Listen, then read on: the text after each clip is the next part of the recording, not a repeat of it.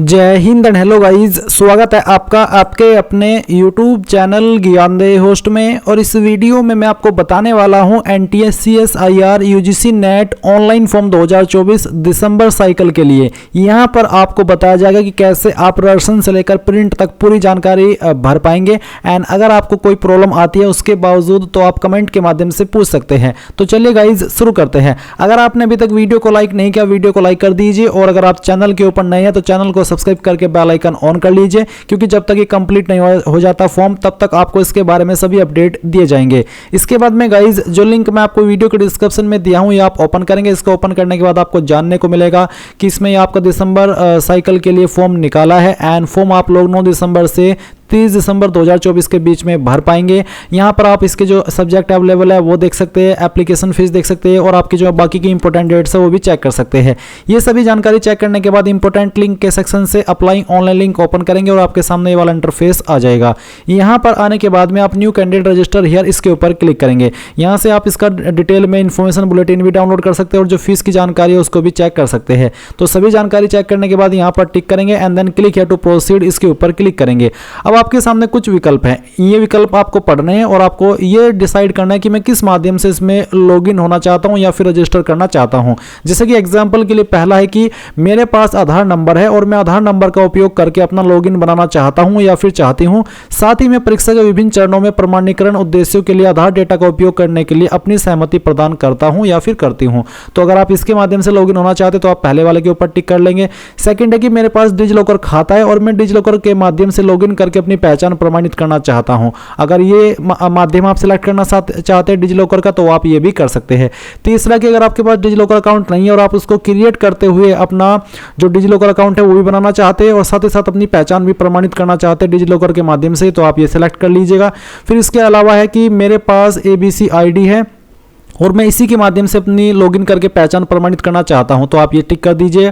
और फिर है कि मेरे पास ABC ID नहीं है और मैं ABC ID बनाते हुए क्रिएट करते हुए अपनी जो ID वेरिफिकेशन है वो इसी के माध्यम से कराना चाहता हूं। फिर है कि मेरे पास इंडियन पासपोर्ट है, इसके माध्यम से करना चाहता हूं या फिर मेरे पास पैन कार्ड है उसके माध्यम से। तो बेसिकली आप जो भी माध्यम सेलेक्ट करना चाहिए आपकी चॉइस के अकॉर्डिंग वो कर सकते हैं। तो चलिए मैं यहाँ पर पैन कार्ड सेलेक्ट कर लेता हूँ, क्योंकि पैन कार्ड से काफ़ी सिंपल रहता है लॉगिन करने में। तो अगर आप पैन कार्ड सेलेक्ट कर रहे हैं मैं यहाँ पर वो भी आप यहां पर डालिए और फिर क्लिक टू प्रोसीड इसके ऊपर क्लिक कर दीजिए।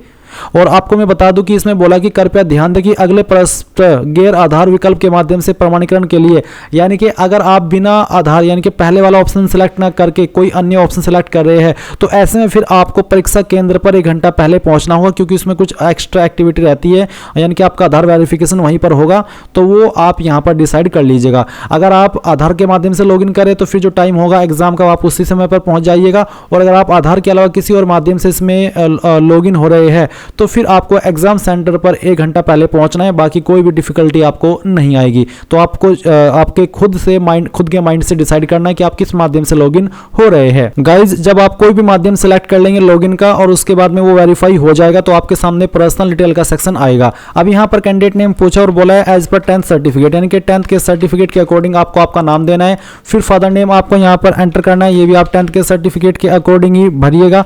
उसके बाद में आप यहाँ पर आपकी जो माता जी है उनका नाम डालिएगा। डेट ऑफ बर्थ आपकी क्या है वो आप यहाँ पर सिलेक्ट कर लीजिए, पहले डे फिर मंथ और उसके बाद में जो भी ईयर है वो भी आप यहाँ पर सिलेक्ट कर लीजिएगा। मैं इस फॉर्म को डेमो के लिए भरा हूँ तो चलिए मैं यहाँ पर एक रैंडम DOB सिलेक्ट कर लेता हूँ। फिर आपको आपका ईमेल एड्रेस डालना है, ईमेल एड्रेस को दोबारा डाल करके कंफर्म करना है, अपना जेंडर सेलेक्ट करना है। फिर आपको आपका मोबाइल नंबर डालना है, मोबाइल नंबर को दोबारा डाल करके वेरीफाई करना है। आप जो ईमेल और नंबर यूज कर रहे हैं ध्यान दीजिए कि वो एक्टिव है, क्योंकि OTP वेरिफिकेशन आपका अभी होगा। उसके बाद कोई अन्य फोन नंबर देना चाहते तो अल्टरनेट मोबाइल नंबर के अंदर दे सकते हैं, नहीं तो आप इसको खाली भी छोड़ सकते हैं। आइडेंटिटी टाइप कोई एक आईडी आप इनमें से सिलेक्ट कर लीजिए, जो भी आईडी आप सिलेक्ट कर रहे हैं वो आईडी सिलेक्ट करने के बाद उसका नंबर आपको आइडेंटिफिकेशन नंबर के अंदर डालना है। फिर आता है प्रेजेंट एड्रेस, तो जो आपका प्रेजेंट एड्रेस है वो आप भरेंगे, प्रीमिसेस नंबर, नेम, सब लोकेलिटी। मैं आपको ये कहूंगा कि आप इन 3 लाइन के अंदर चाहिए आपका जो भी एड्रेस है वो पूरा का पूरा एडजस्ट कर दीजिए। और फिर जो आपकी कंट्री है वो इंडिया सेलेक्ट कर लीजिए, स्टेट आपकी जो है वो सिलेक्ट कर लीजिए एंड उसके बाद में आपकी डिस्ट्रिक्ट और फिर आपका पिन कोड। तो इस तरह से आप यहाँ पर आपका एड्रेस सही वे में भर पाएंगे। अब आते हैं परमानेंट एड्रेस और साथ ही सेम एज प्रेजेंट एड्रेस, यानी कि अगर आपका परमानेंट और प्रेजेंट एड्रेस सेम है तो आप यहाँ पर टिक कर दीजिएगा, अगर अलग है तो अनटिक करके अलग से भर दीजिएगा। फिर आता है पासवर्ड, तो आपको यहाँ पर एक पासवर्ड बनाना है। पासवर्ड आपका कैसा हो उसका एक एग्जांपल आप यहाँ पर लाइव देख लीजिए। पासवर्ड के अंदर इंग्लिश का कैपिटल लेटर कम से कम 1, स्मॉल लेटर कम से कम 1, ज़्यादा कितने भी रख सकते हैं, बट उसकी पासवर्ड की टोटल लेंथ 8 से 13 कैरेक्टर के बीच में ही रहनी चाहिए। फिर आप यहाँ पर इस तरह से कोई स्पेशल कैरेक्टर और डिजिट का इस्तेमाल करेंगे तो कुछ इस तरह का पासवर्ड बना लेंगे आपकी चॉइस के अकॉर्डिंग। मैंने सिर्फ आपको एग्जांपल दे करके दिखाया है। एंड उसके बाद उस पासवर्ड को दोबारा डाल करके वेरीफाई करेंगे। एक सिक्योरिटी क्वेश्चन आप इनमें से सिलेक्ट कर लेंगे, जो भी आप सिलेक्ट करना चाहिए आपकी चॉइस के अकॉर्डिंग, एंड फिर उसका जो भी आप आंसर देना चाहिए वो आप यहाँ पर दे सकते हैं। फिर आप ये सिक्योरिटी पिन डालेंगे, सभी जानकारी चेक करते हुए सबमिट पर क्लिक करेंगे। अब गाइज आपने जो भी जानकारी भरी है अभी तक वो आपके सामने आएगी, आपको एक एक करके डबल चेक कर लेनी है। और जब आपको लगे कि यहाँ सभी जानकारी आपने चेक कर ली है तो आप इनके ऊपर टिक करके बताएंगे, जिनके ऊपर टिक करने का मतलब यही होता है कि हाँ आपने इनको चेक कर लिया है, जैसे कि my name, father name, mother name, date of birth, mobile number, email ID और जेंडर। इसके बाद आई एग्री के ऊपर क्लिक करेंगे और सबमिट एंड सेंड ओटीपी इसके ऊपर क्लिक करके यहाँ से यस कर देंगे। अब यहाँ पर गाइज ओटीपी वेरिफिकेशन होगा, तो बेसिकली आपको बोला है कि आपको आपकी ईमेल चेक करनी है, उसके ऊपर एक ओटीपी सेंड किया है, वो ओटीपी आप यहाँ पर डालेंगे, ये कैप्चा कोड फिल करेंगे एंड देन वेरीफाई कर देंगे। अब गाइज यहाँ पर जैसे ही आपका ईमेल वेरीफाई होगा तो आप इस तरह के इंटरफेस पर आएंगे और आपको एक और ईमेल सेंड की गई होगी और साथ ही मैसेज के माध्यम से भी आपको आपका एप्लीकेशन नंबर सेंड किया गया है। तो वो एप्लीकेशन नंबर आप यहाँ पर डालिए, जो पासवर्ड आपने बनाया अभी वो पासवर्ड आप यहाँ पर डाल दीजिए। फिर ये सिक्योरिटी पिन डालिए और लॉगिन के ऊपर क्लिक कीजिए। लॉगिन पर क्लिक करने के बाद आप यहाँ पर फॉर्म को भरने से पहले अपना मोबाइल नंबर वेरीफाई कीजिए, क्योंकि बिना मोबाइल नंबर वेरीफाई किए आप यहाँ पर फॉर्म कंप्लीट नहीं कर पाएंगे। तो आप यहाँ पर इस तरह का कैप्चा कोड भरेंगे एंड देन फिर सेंड ओटीपी इसके ऊपर क्लिक करेंगे। नाउ गाइज आपके नंबर के ऊपर एक ओटीपी सेंड किया है, वो ओटीपी आपको यहाँ पर डालना है। ओटीपी डालने के बाद में आप यहाँ पर जो कैप्चा कोड है वो फिल करेंगे। तो चलिए मैं आपको यहाँ पर लाइव ही दिखा पा रहा हूँ, मैं वीडियो को कट नहीं कर रहा हूँ ताकि आपको अच्छे से जानकारी को समझा सकूँ। मैंने यहाँ पर जो वेरिफिकेशन है वो कोड है वो डाल दिया और मुझे ओटीपी मिल चुका है। मैं ओटीपी यहाँ पर आपके सामने भर रहा हूँ, ये मैंने भरा और उसके बाद वेरीफाई ओटीपी इसके ऊपर क्लिक किया। तो देख लीजिए ओटीपी वेरीफाई हो चुका है। अब ओटीपी वेरीफाई हो जाने के बाद में आप यहाँ पर एप्लीकेशन के सेक्शन पर क्लिक करेंगे।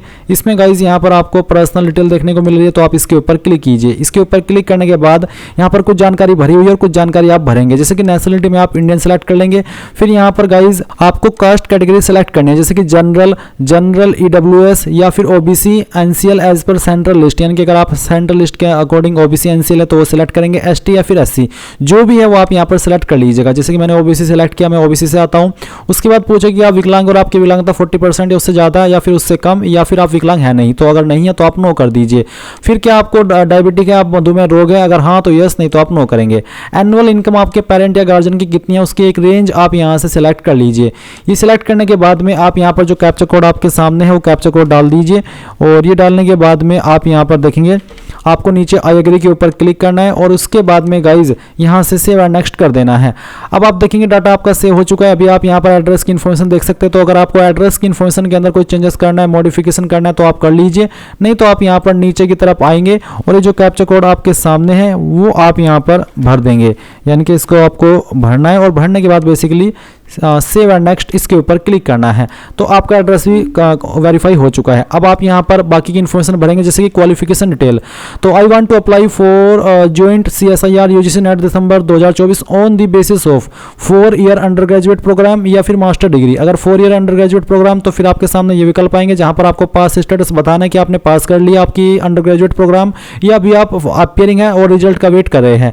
अगर पास तो पास करने के बाद आपको बताना कि किस साल के अंदर आपने पास कर ली थी और उसके बाद में आपको आपका कोर्स स्ट्रीम बताना है, अगर इसमें है तो वो, नहीं तो आप अदर का ऑप्शन सेलेक्ट करके खुद से आपके कोर्स या स्ट्रीम का नाम यहाँ पर दे सकते हैं।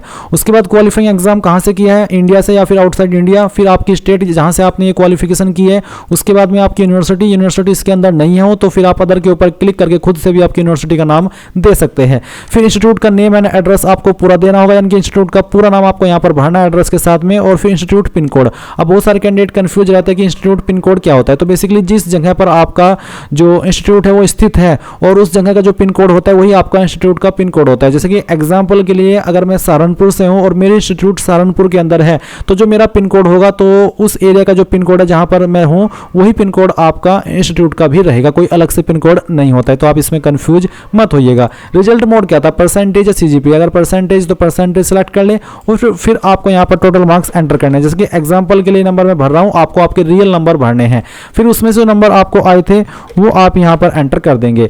एंड देन जैसे कि पीएचडी डिटेल में पूछा है कि क्या आप पीएचडी के अंदर एडमिटेड हुए हैं, अगर हाँ तो यस, नहीं तो आप नो करेंगे। और उसके बाद गाइस ये कैप्चा कोड डालेंगे और आई एग्री के ऊपर क्लिक करके सेव एंड नेक्स्ट करेंगे। अभी अगर आप यहाँ पर 4 ईयर अंडर ग्रेजुएट प्रोग्राम के माध्यम से अप्लाई न करके मास्टर डिग्री के माध्यम से अप्लाई कर रहे हैं तो फिर आपके सामने इस तरह से जानकारी आएगी जैसे कि आपने अभी ग्रेजुएशन की जानकारी भरी है, जहां पर आपसे पास स्टेटस पूछा है, फिर पूछा कि किस साल के अंदर आपने ये जो क्वालिफिकेशन है वो पास कर ली थी, उसके बाद में आपका कोर्स स्ट्रीम क्या था इनमें से वो आप सिलेक्ट कर लेंगे। अगर इनमें है तो वो सिलेक्ट कर ले, नहीं तो अदर के ऊपर क्लिक करके खुद से अपनी क्वालिफिकेशन का नाम दे सकते हैं। फिर जैसे कि मैंने एमएससी इक्विवेलेंट सिलेक्ट किया तो आपको यहाँ पर उसके इक्विवेलेंट जो कोर्स है उसका नाम बताना होगा। ये इसके बाद में आप बताएंगे कि आपने कहाँ से क्वालिफाई किया, इंडिया से या फिर इंडिया के बाहर से, फिर आपकी स्टेट जैसे कि आपने अभी ग्रेजुएशन की जानकारी के अंदर भरी है सेम वे में आपको ये भरनी है। उसके बाद में इंस्टीट्यूट का नेम एंड एड्रेस, इंस्टीट्यूट का पिन कोड, रिजल्ट मोड आपको बताना है, फिर आपके टोटल नंबर, ऑब्टेन्ड मार्क्स और फिर क्या आपने पीएचडी के अंदर एडमिटेड हुए हैं, अगर हाँ तो यस, नहीं तो आप नो करेंगे। एंड देन कैप्चा कोड डालेंगे, आई एग्री करेंगे। और गाइज मैंने दोनों की बता दिया कि अंडर ग्रेजुएट के माध्यम से भर रहे हैं तो कैसे जानकारी भरनी है और अगर मास्टर डिग्री के माध्यम से फॉर्म भर रहे तो कैसे भरनी है। तो आई होप आपको दोनों चीज क्लियर हो गई होगी। तो जैसे आप यहां पर किसी भी माध्यम का इस्तेमाल करके जानकारी भरे, आई एग्री के ऊपर क्लिक करने के बाद आपको सेव एंड नेक्स्ट के ऊपर क्लिक करना है। अब आपके सामने एडिशनल डिटेल का एक सेक्शन आया जहां पर पूछा रिसर्च एक्सर्विसमेंट डिटेल। अगर आपको कोई स्पेशलाइजेशन है तो आप यहां पर बताएंगे। फिर एक सवाल है कि whether you possess research experience in the subject after completion of PG degree, यानी कि क्या आपने पीजी डिग्री कंप्लीट करने के बाद में आपने आपके सब्जेक्ट के अंदर कोई रिसर्च एक्सपीरियंस प्राप्त किया है, अगर हाँ तो यस, नहीं तो आप नो करेंगे। उसके बाद क्या आप एक्सर्विसमैन है, अगर हाँ तो यस, नहीं तो यहाँ पर भी आपको नो करना है। MPhil master degree course detail, whether you have taken admission in regular MPhil course, क्या आपने एडमिशन लिया है रेगुलर एमफिल कोर्स के अंदर, अगर हाँ तो यस, नहीं तो आप नो कर देंगे। यस करते तो फिर आपको उसकी जानकारी बतानी होगी थोड़ा और डिटेल में। फिर क्या आपने कंप्लीट करने के बाद मास्टर डिग्री कोर्स किया है, कंप्लीट मास्टर डिग्री कोर्स और इक्विवेलेंट कोर्स, क्या आपने कोई मास्टर डिग्री कोर्स या उसके बराबर का कोर्स किया है, अगर हाँ तो यस, नहीं तो आप नो करेंगे। यस करने के बाद यहाँ पर आता है वेदर कंप्लीटेड, क्या आपने कंप्लीट कर लिया या फिर अभी आप कर रहे तो परसिंग और कंप्लीट कर चुके तो कंप्लीट। फिर आपको बताना होगा यूनिवर्सिटी का नेम और किस साल के अंदर कंप्लीट किया है वो। और अगर आपने नहीं किया तो आप यहाँ पर नो कर देंगे। और फिर आपसे माइनॉरिटी स्टेटस पूछा है, पर अगर आपने यस किया तो ये इन्फॉर्मेशन आपके सामने आएगी जहाँ पर आपको कुछ और 2 विकल्प हैं, master degree course department name और मास्टर डिग्री कोर्स स्पेशलाइजेशन, वो आपको बताना होगा। सेम ऑप्शन आएगा माइनॉरिटी डिटेल्स का, अगर आप माइनॉरिटी कम्युनिटी से आते हैं तो आप यस करेंगे। यस करने के बाद में आपको माइनॉरिटी कम्युनिटी सेलेक्ट करनी है। साथ ही साथ weather the annual income from all sources of your parent guardian does not exceed, यानी कि सभी सोर्सेज से मिलाकर के आपकी जो फैमिली इनकम है वो 6 लाख से ज़्यादा तो नहीं जाती है, अगर हाँ तो यस, अगर नो तो आपको नो करना है। उसके बाद में सिक्योरिटी पिन डालना है, आई एग्री करना है और सेव एंड नेक्स्ट कर देना है। अब आपके सामने यहाँ पर एग्जाम सेंटर एंड डिटेल्स आती है, तो यहाँ पर आपको अप्लाई फॉर असिस्टेंट प्रोफेसर या फिर जेआरएफ या फिर पीएचडी ओनली, तो आप जिसके लिए भी अप्लाई करना चाहते हैं वो कर सकते हैं इस तरह से, जैसे कि मैं आपको यहाँ पर टिक करके दिखा रहा हूँ। क्योंकि मैंने इसमें मास्टर डिग्री के माध्यम से अप्लाई किया तो मैं यहाँ पर तीनों के ऊपर टिक कर पा रहा हूँ। इसके बाद आता है क्वेश्चन पेपर मीडियम, तो क्वेश्चन पेपर का मीडियम क्या रखना चाहते हो आपको सेलेक्ट करना है। सब्जेक्ट ऑप्टेड नेट, तो नेट आप किस सब्जेक्ट में देना चाहते हैं वो सब्जेक्ट आपको यहाँ पर आपकी चॉइस के अकॉर्डिंग इनमें से सिलेक्ट कर लेना है। फिर स्पेशलाइजेशन आपको यहाँ पर सिलेक्ट करनी होगी। इसके बाद में आपको एग्जाम सेंटर की प्रेफरेंस देनी है, पहले स्टेट की चॉइस और फिर उसके बाद में किस सिटी के अंदर रखना चाहते हो सिटी भी आपको यहाँ पर इनमें से सिलेक्ट कर लेनी है। फिर सेकंड चॉइस आपको स्टेट की देनी होगी। आप यहाँ पर स्टेट में चाहे तो सभी में एक ही चॉइस दे सकते हैं, पर जो सिटी है वो आपकी अलग अलग होनी चाहिए। तो इस तरह से आपको ये चॉइसेस दे देनी है, जैसे कि मैं आपको दे करके दिखा रहा हूँ। तो चलिए हमने यहाँ पर इसको दिया, फिर यहाँ पर इसकी सिटी भी हम अलग सिलेक्ट कर लेते हैं।